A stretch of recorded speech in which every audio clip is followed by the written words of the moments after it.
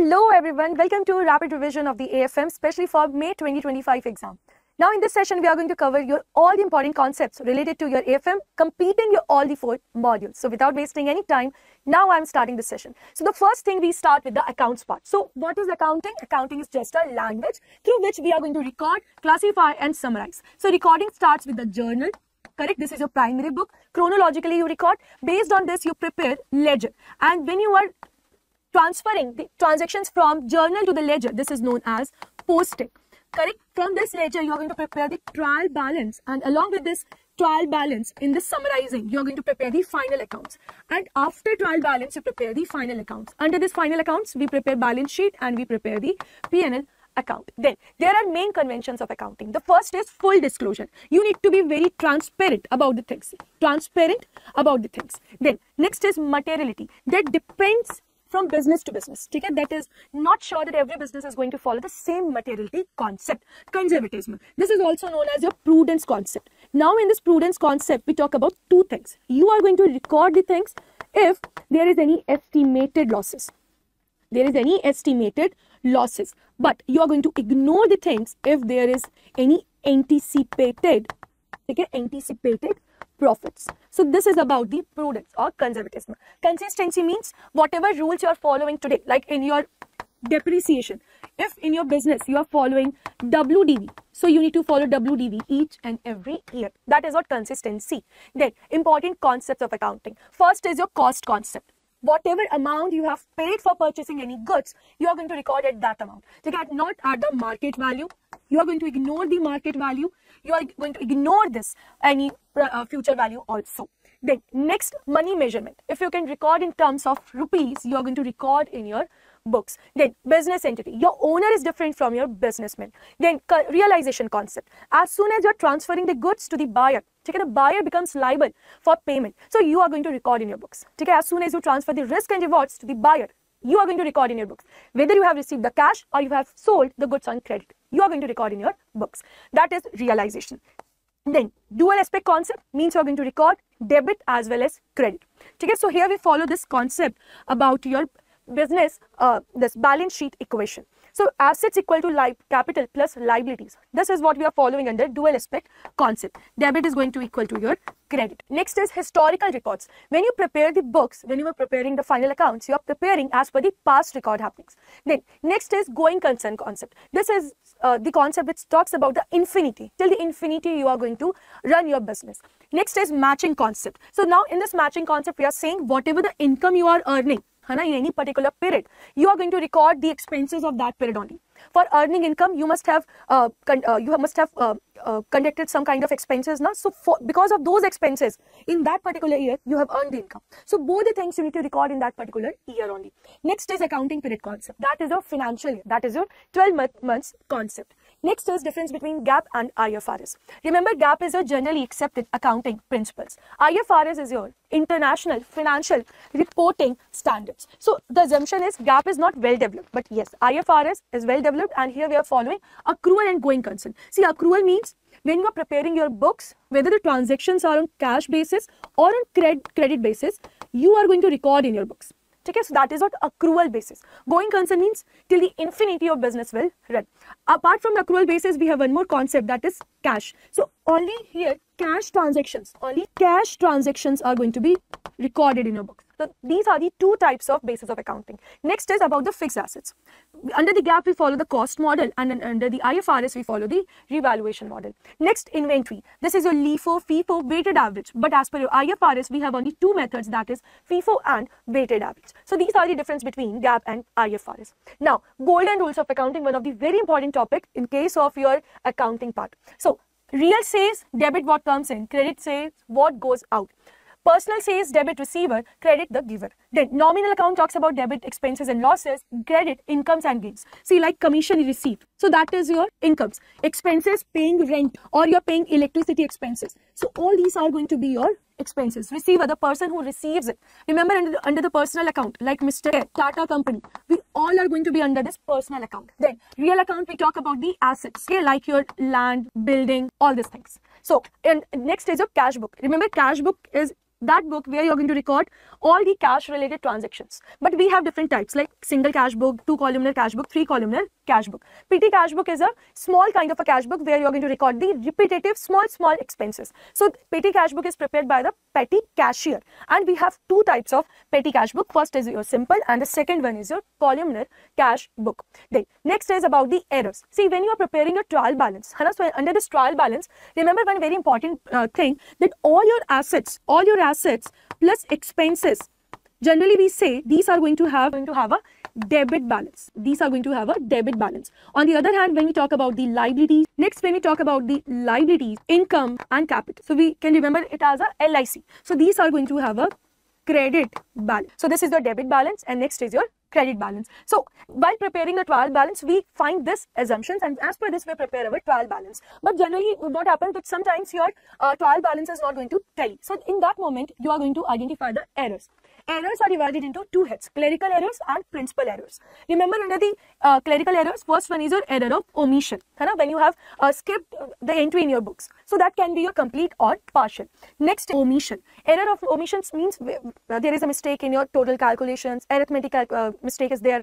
Okay, sometimes debit or credit side item shown on your debit side, totaling error is there. So that is what errors of commission. And remember, only this errors of commission is that type of error which will affect your trial balance.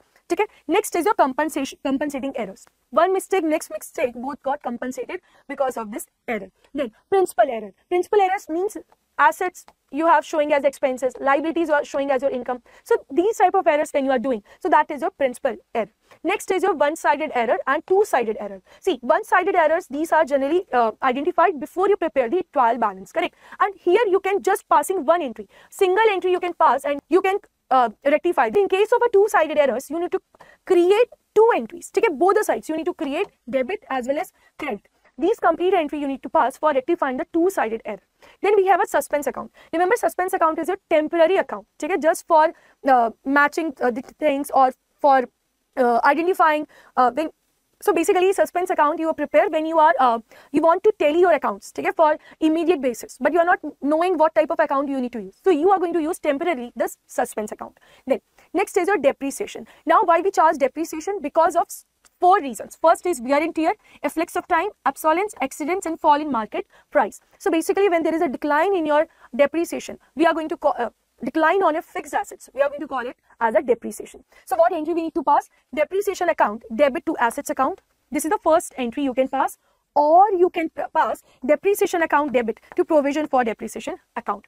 We have 4 methods under this depreciation. SLM method, straight line method. Next is your WDV, written down value method. Then units of production, and last is sum of year digit method. Remember, as per your AS and NDS, we have only straight line method, WDV, and units of production method. Under this straight line method, we use cost minus scrap value divided by life.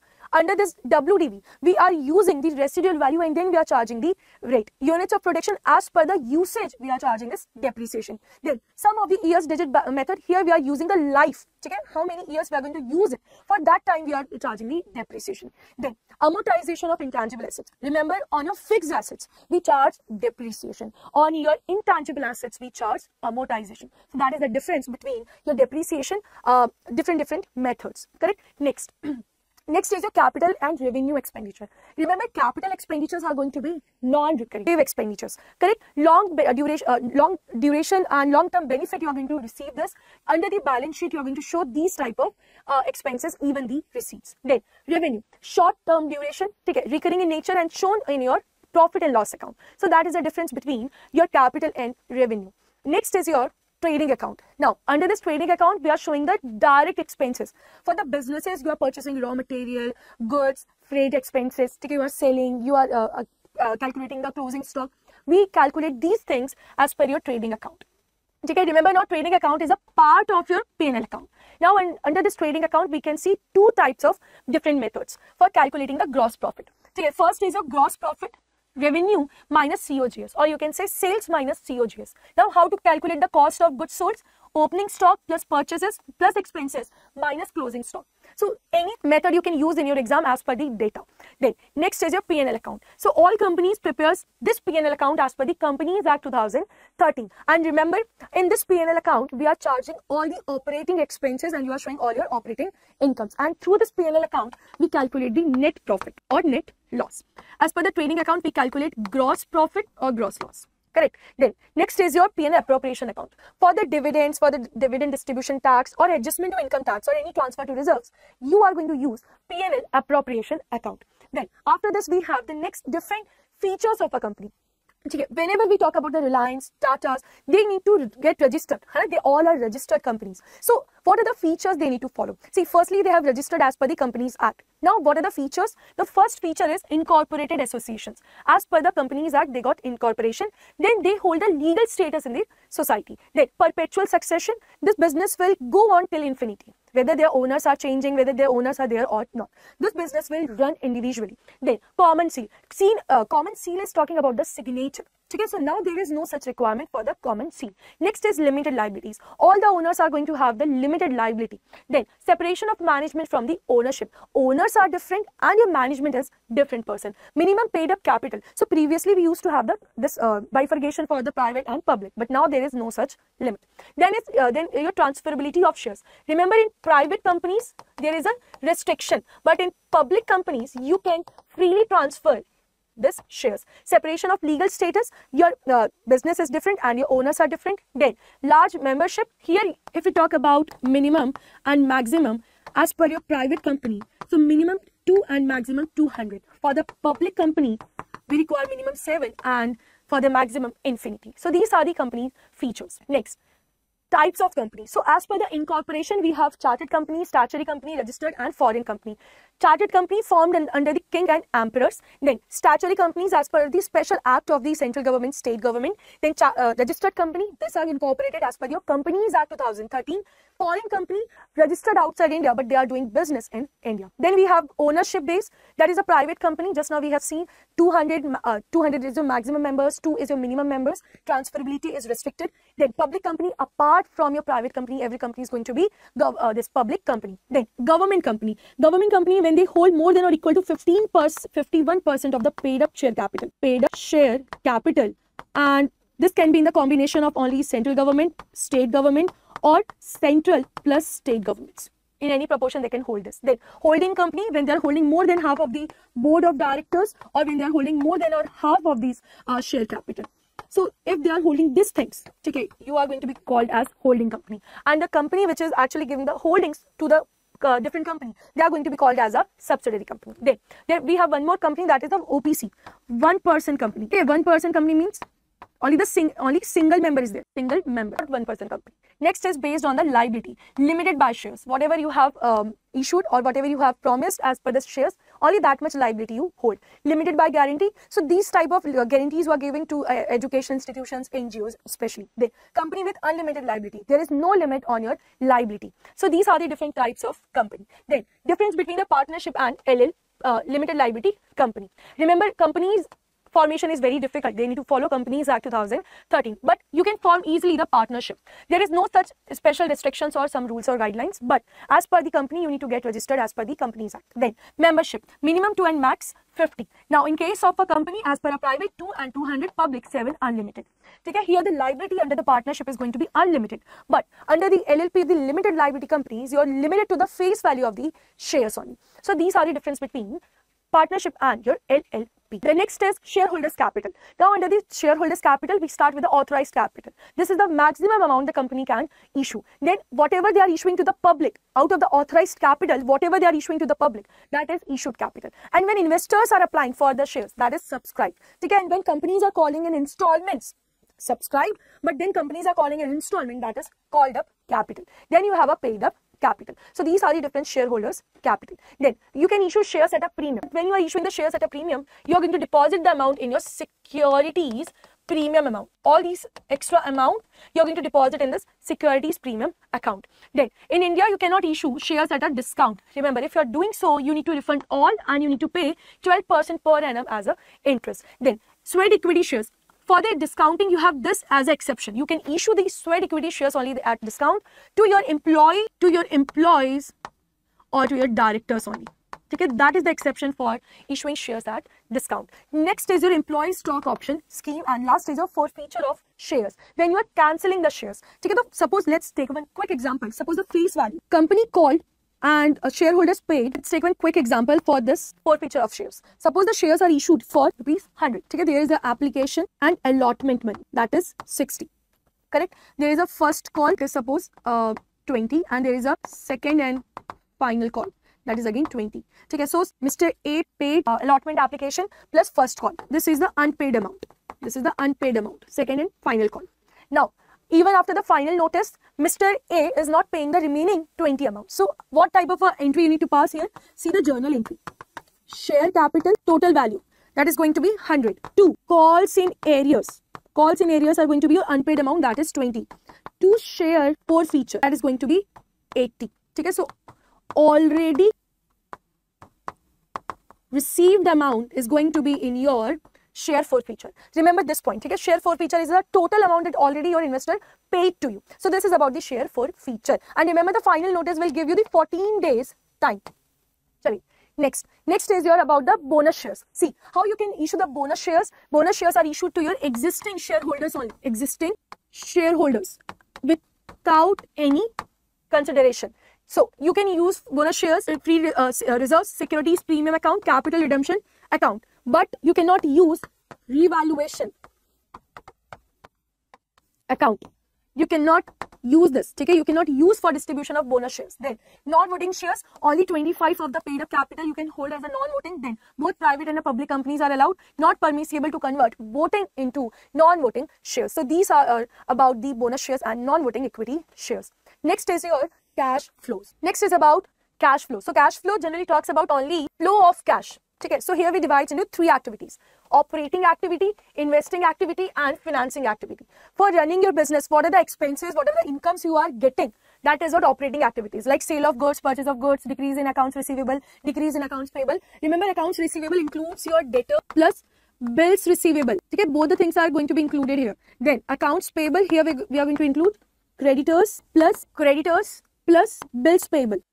So this is about the operating activities. Investing activities, when you are purchasing the fixed assets, like sale or purchase, both the things are included. Okay? So sale of long-term assets, purchase of long-term assets, these are going to be part of investing activities. Then financing activities, when you are arranging the funds. So like payment of dividends, increase in equity, decrease in borrowings. So however you are, whatever the types you are arranging the funds, that is going to be included in your financing activity. Then next is your fund flow. See, under the fund flow, we have the sources of funds and users of funds. Correct? Sources of funds and users of funds. So long term, when you are talking about, so increase in liability. Sources of funds means how you are arranging the funds. See, you need to increase the funds. That is what sources of funds. Users of funds means you are decreasing the funds from your treasury. So long term, increase in liability, like taking more loans, more advances, issuing more equities. So that will create increase in your fund.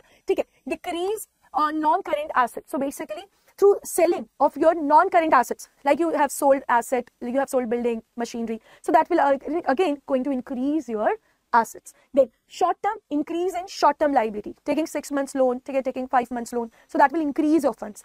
Decrease in current assets, when you are selling inventory, when you are getting amounts from the debtors, bills pay, receivables. So that will increase your what? That will increase your funds. Then next is your users of fund, where you are going to use for purchasing of assets. So that will decrease. Paying your dividend, repaying your debentures amount. So that will decrease. Then short-term uses. You are purchasing the inventories. You are purchasing your daily expenses items. So that will decrease the funds. You are repaying your short-term loan. That will decrease. These are the 2 sources, sources of fund and users of fund under the fund flow. Correct? Chali.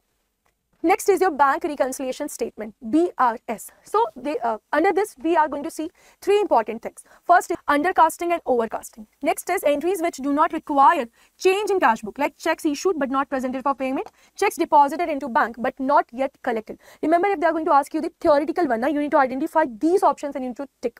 Then next, entries which require change in cash book, bank charges, interest on saving account, interest on overdraft, amount collected by bank on standing instructions, amount paid by bank on standing instructions, direct payments, dishonor of a check. So these are the 3 things related to your bank reconciliation statement. But remember, the questions in case of a numerical one, okay, where you need to do the adjustments, whatever you have learned, that is only correct.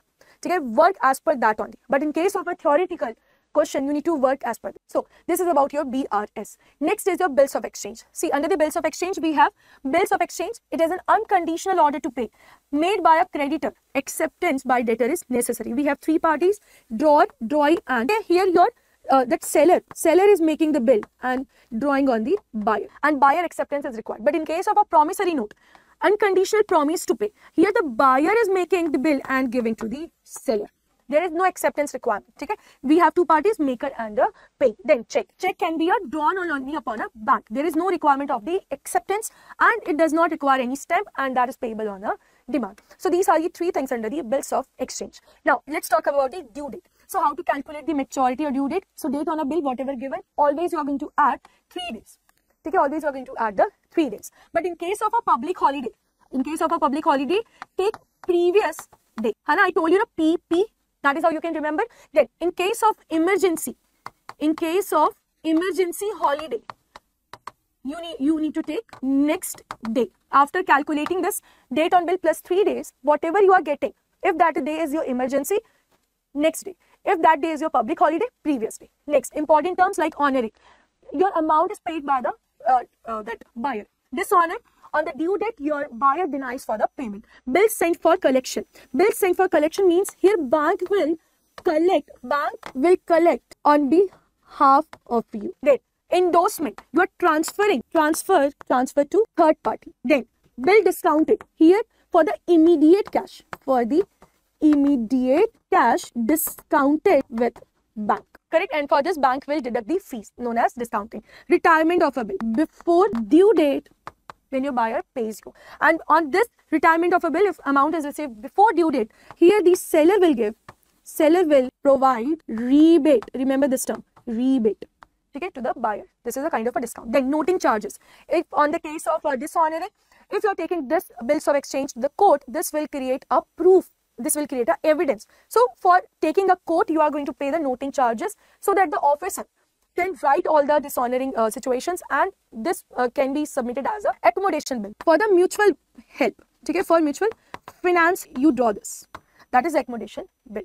Then next is your bank audit and inspection. In banks, we have concurrent audit, internal and stat. Internal is your continuous audit. External auditors are going to do this like chartered accountants on a monthly basis. Internal audit, banks on staff or some extent they can take the help of the external firms. Third is your stat audit. As per the section 30 of the Banking Regulation Act, this is the mandatory thing so that you can create a healthy, safe and sound banking systems, and this relies on the concurrent and internal audit report. The three types of report: statutory audit report, LFRA, that is long form audit report, and tax audit report. Then appointment of statutory auditors, that is panel preparation by the RBI, ICAI and Comptroller and Auditor General of India.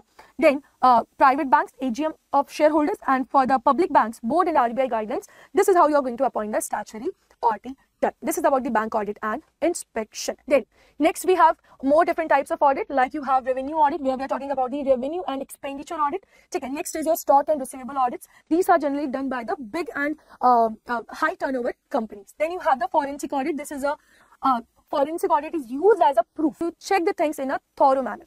Then you have a management audit. Here you are checking the management work, how they are taking decisions and everything. Last is your tax audit, including GST audit. So these are the important different types of audit we can conduct. Then banking companies and audit. So as per the 29, prepare financial statement, okay, where the date of Banking Regulation Act plus RBI. So, section 30 talks about the audit. 31 and 32 talks about the submission to the RBI and to the ROC. 31 talks about the RBI and 32 talks about the ROC. So 3 copies, 3 months plus 3 months time period. Then as per the rule, publication of accounts within 6 months you need to do from the end of the period. So this is about the banking companies and their audit. Then next is IT in banks. So in banks, when we talk about the banks, there now we all are using computers. Okay. So now in that computers, we are using digital computers or analog computers or hybrid computers. So what are the analog computers? When you are using for the scientific purposes. Digital computers only for the accounting purposes. When you are combining these two, that is your hybrid computers. Now password construction, you cannot use your own name, initials or short forms,